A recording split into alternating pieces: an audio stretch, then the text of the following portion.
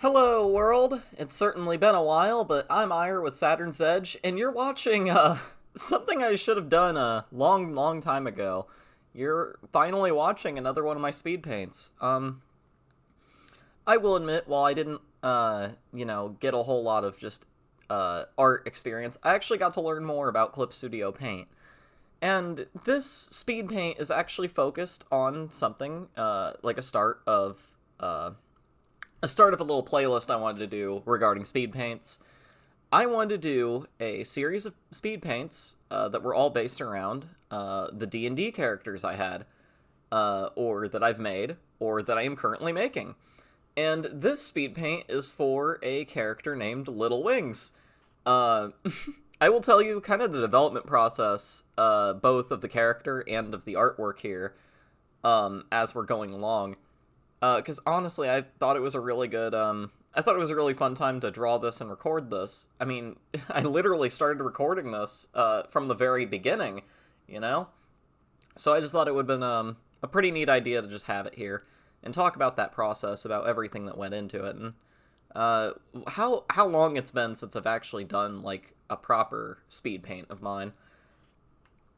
As you know, I work at Clip Studio Paint, so a lot of the stuff that, like, I know about Clip Studio is just experiencing it.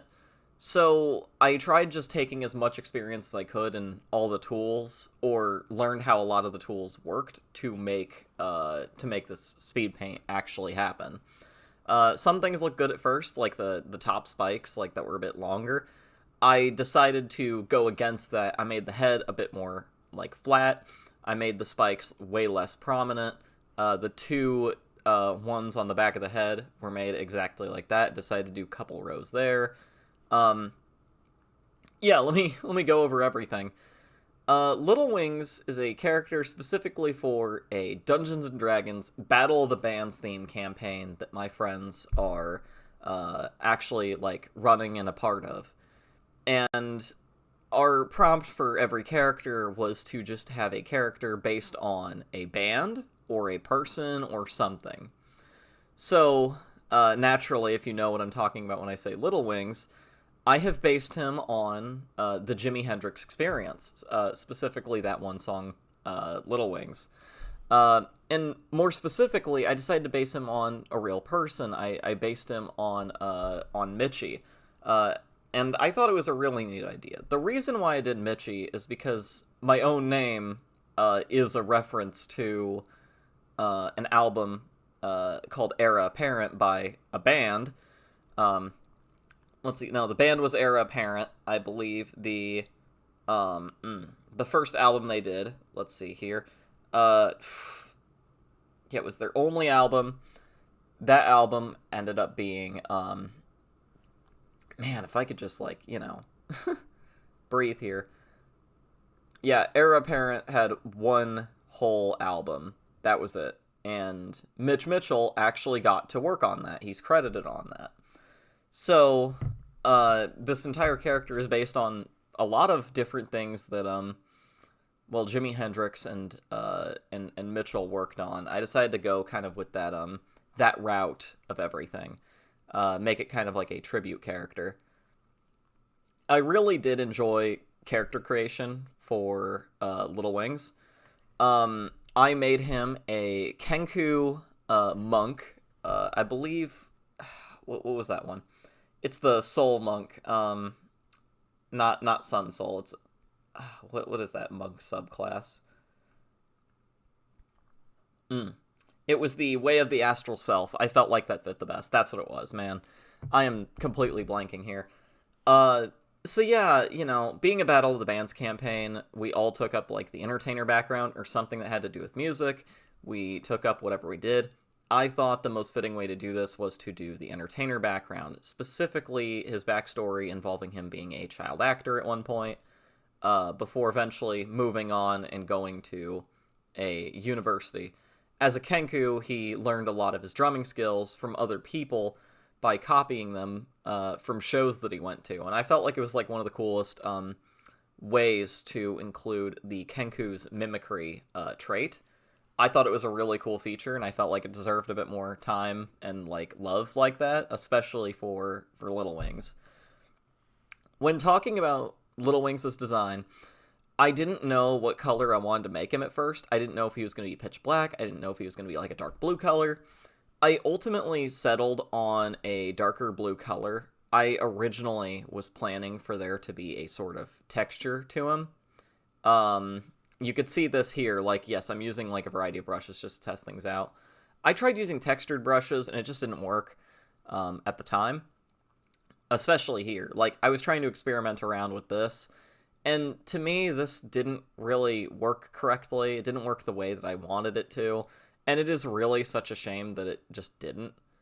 However, I did find that going with a different route helped a lot more, by ultimately just ditching that idea and going with a different one, focusing on other areas instead of just the feather color.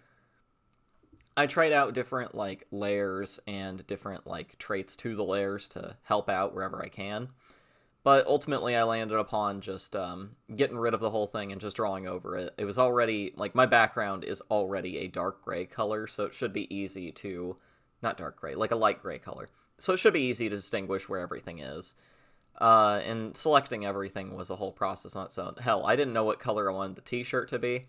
Not t-shirt, the long sleeve shirt. Ultimately going for dark gray colors. I felt like it fit with the color scheme a lot more as to what I wanted. What I wanted was a lot of, like, you know, grays and blacks. Having vibrant areas, like the beak or the eyes, while also having, certain, like, pieces of, like, these, like the bands, the rings, the necklace, having those be, like, a pop of color. Among that, so that way it wouldn't be too, like, I guess simplistic or boring, in my opinion. It's actually crazy, though, the way that I thought about the rings, and the bracelets, as well as the necklace.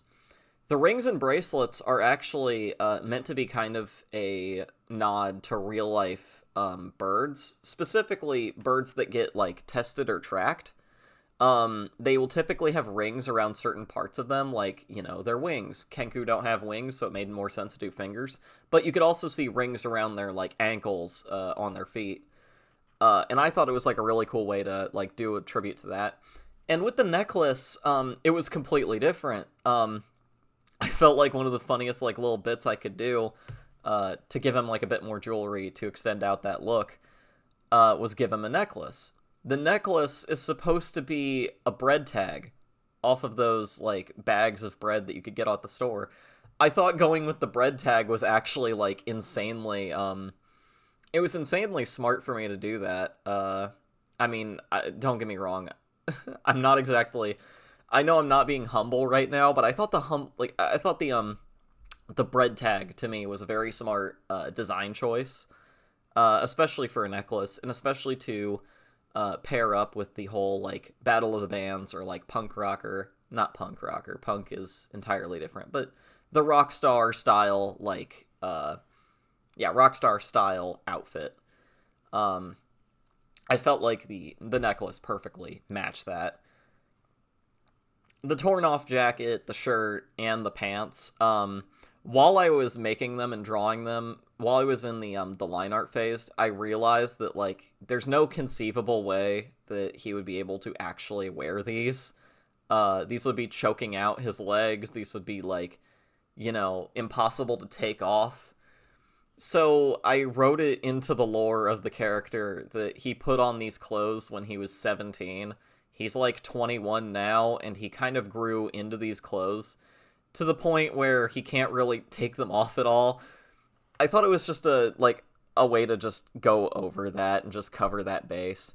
I know it's, like, terrible character design to do that, but also, like, to me, I thought it was just funny to turn, like, an impossibility and, like, kind of my laziness, into a real life, like, lore, like, an in-game lore problem is that he cannot get other clothes. This is just what he has. The only one I could feasibly see him taking off is the jacket, but that's really about it. And originally, I didn't plan for him to have tail feathers, but I felt like he looked wrong without them. and it really felt like wasted potential to not give him tail feathers. Specifically, a fan that was kind of like weird and chopped and facing down. Um, I see a lot of like Kenku designs, especially the official artworks. They do have tail feathers. They're in like big bushels. But I wanted to go more flat and more like clearly like not maintained as it should be. Especially considering the clothes. These are not loose-fitting clothes. Typically, if you see a Kenku's official artwork, they're in robes or loose-fitting garb, or they have openings for where the tail feathers are. With these pants and the shirt, it does make it impossible for there to be such a thing. During the shading process, I actually like took my time with it. I really like just kind of did whatever because I didn't place a light source. I just did whatever made sense to me, especially when I'm like shading characters. Again, I know it's not like official amazing like practice, but also to me a lot of these things make sense, like shading out the tail feathers, the back leg, shading out certain areas like the bracelets or rings, especially the hands to create the creases and whatnot, all of those like bends and whatnot in there. I felt like a lot of the shading I did actually made a lot of sense for certain parts here, especially with like the eyes, like the eye area made sense to me. Everything made sense to me at the time as making this. I could probably honestly at some point in the future I'm probably going to look back at this and be like, well, I shouldn't have done that. I could have done something different. But I think right now I'm actually really happy with what I did, especially in the shading and highlights. The coloration overall is pretty good. And I'm glad I did highlights over multiple areas to just really give it more texture, I guess. More specifically around the feathers, beak, and everything like that. And areas that definitely needed it. I tried doing a textured brush at one point to see how that would look here. And it didn't look great, so I just gave up on that, and I focused instead on making the background, the set piece, really. And there were a lot of ideas as to what I could have done. The pink and purple walls were just not an idea I was fully sold on. Same with the black ceiling and the dark blue floor. I was mainly doing this so I could, like, set up a room. But it's difficult because I'm not someone who's really done that before or experimented around with that. And then I kind of had a great idea around here. This is where I started having a really good idea. Because it's a Battle of the Bands thing, and a lot of the songs that we were playing are from anywhere from the 70s to the early 2000s, I thought it would be really fitting to give him a floor in this room that was reminiscent of the arcade-style carpets. Like, you go to an arcade in the 90s, and it's always got this carpet. Hell, you see it nowadays still. You could literally go out to an arcade, if those are still around, surprisingly. And you can see these, like, lines on a dark floor, and it's all neon colors. The room is dark and all that. I felt like the neon, like, flooring and lines and the whole arcade carpet style, I felt it fit a lot with what I would wanted to do. I darkened it out a little bit, and we'll go back over it later. But it is something I really enjoyed making, because it's just scribble work. It's honestly just scribbling. I really enjoyed it for what it was. For these walls right here, I made it so the back wall is the dark purple, and I made the other two walls on the sides like a lighter purple. I chose to do like a darker blue around the top. But what I did from here is I finally experimented with something that I've been meaning to experiment with for a while. I had no idea how to actually use these, and it was kind of a struggle to use them because I didn't know exactly how they functioned. But I used perspective rulers, finally, to give everything like what I wanted for the ceiling and like a couple other set pieces around here. Definitely a fun time with that. I wanted to do that tile ceiling, the one where you can place the foam blocks in the metal frame. I did a neon light across the top of the room because I felt like that fit the best. I'll admit that the purple light on the head I feel like doesn't fit as well if it's alone. But whenever I did all of that and I helped make the bread tag, the rings, and bracelets glow, I felt like when I did that, I felt like I really nailed it. making those more glow in the dark. Next set piece I did was this dartboard, and I legitimately looked up a real image of a dartboard to get all of the placement and coloration right. So you could tell I'm, like, trying to do, like, the red circle. It's a bit difficult for me to do it, because I'm, like, doing it kind of freehand. I do the second ring, I do the green on both. I connect all the green with, this, like, cream, like, white color. Clearly not correct. Not in the format. I mean, like, the way that all lines up. I literally went around an entire dartboard, and listed off every number. And one of the big problems with making the dartboard was trying to angle it the right way to give it that sense of depth. So I did other things to kind of, like, take away from that, so that way I could, like, at least feel a little bit better about it. I mean, I even literally made an Expo marker and wrote in Expo on the marker for red and blue darts.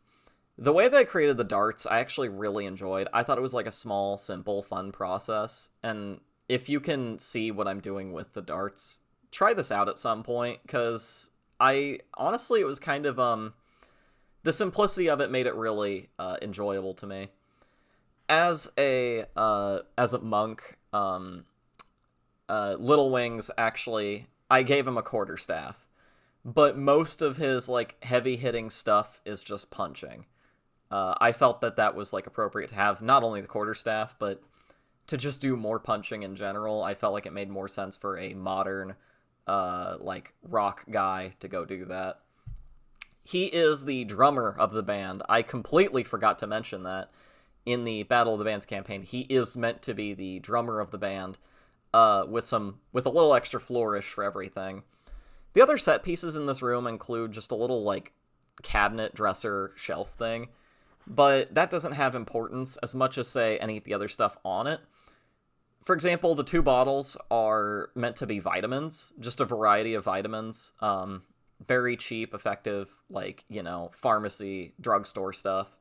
They are not meant to be, like, actual pills or anything. They are just meant to be straight-up vitamins. The $5 was given to me by a different character. Thank you, Dan, for the $5. His character is the one that gave it to me. And the crystal ball was something I had in my inventory, and I just wanted, honestly, with that, I wanted to just have an interesting time shading a clear ball for a room like this. I just wanted to do that and just show off. The blue markings around his right arm are meant to be the astral self, like, projection, like, skills, where it's just like, oh yeah, you have, like, an extra set of arms that floats around you, or, like, your hand is inside of, so you hit harder. With this is meant to be a reference to his child actor backstory, but I wanted to make it clear that he is so far gone from that point. So what I did is I made him punch the wall, tear out the part of the poster that had him on it, as well as his own name on it. Keeping the, like, the whole thing, keeping the movie poster, but clearly getting rid of a lot of the traces that he was there, even if the name is pretty obvious. At one point I wanted to do a taxi in the back, but it didn't make sense. So instead I just opted for scribbling out the title, because it just made sense to me. And finally, my final touch-ups include going over the floor and making all of these colors really pop. Like, the orange and yellow and green were especially dull, so going over those and making those pop a bit more with the add glow, layer, like, multiplier thing, it really helped a lot. I believe it gave it a lot of, like, flavor, essentially. With the blue especially, I mean, that was way too dark. The purple you could at least get away with, but, I felt like it was important. Anyway, that has been my entire speed paint of Little Wings, and I hope that, like, I've finally, evolved and, like, actually gotten to progress in a way, to do better, specifically in art or my speed paints, and I'm glad I could do this commentary one more time, and I will be happy to do more of these in the future. It just may take a while, as always. But for now, I should probably be focusing on Persona and a massive project I've got coming up. And other than that, well, I mean, hey, I've been Eire with Saturn's Edge, and I'll be seeing you all around in the future. See ya!